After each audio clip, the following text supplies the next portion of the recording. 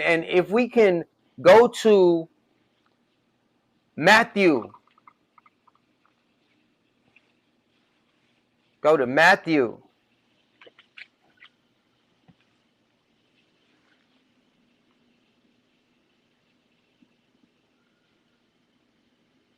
Chapter 24.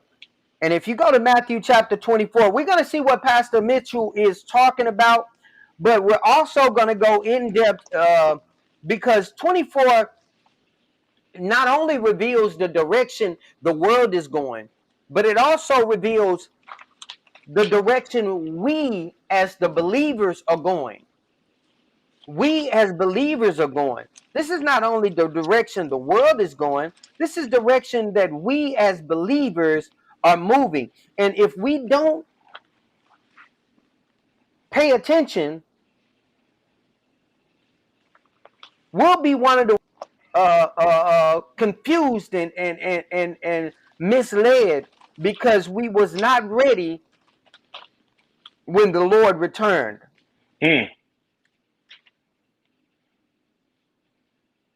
Y'all got to catch that again, because we were not ready. We will be like the the people invited to the wedding feast but didn't have enough oil.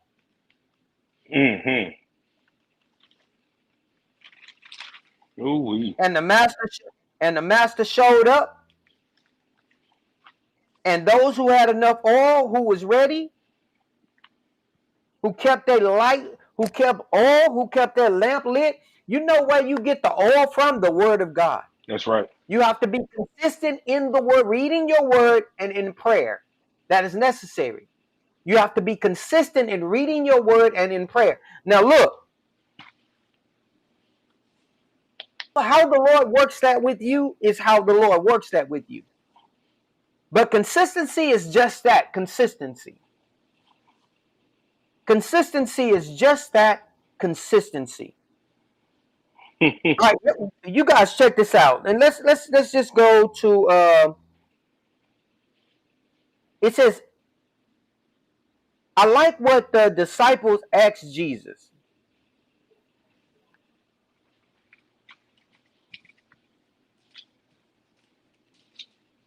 We're gonna start at we're gonna start at 3. It says, check this out. It says, and as he sat upon, the disciples came unto him privately, saying, tell us, when shall these things be? And what shall be the signs of thy coming and of the end of the world? So what's the subject here? Jesus coming and the end of the world. Am I correct, Pastor? Absolutely. Okay, so the subject matter is the end of the world. Y'all cannot take that away from this text. And Jesus returned. When is Jesus returning? At the end of the world. Oh, there it is. There it is. At the end of the world. There it is. Boy, check this out. Jesus returning at the end of the world. The end of the world begins at the 1,000-year reign of Christ. I'm about to teach today.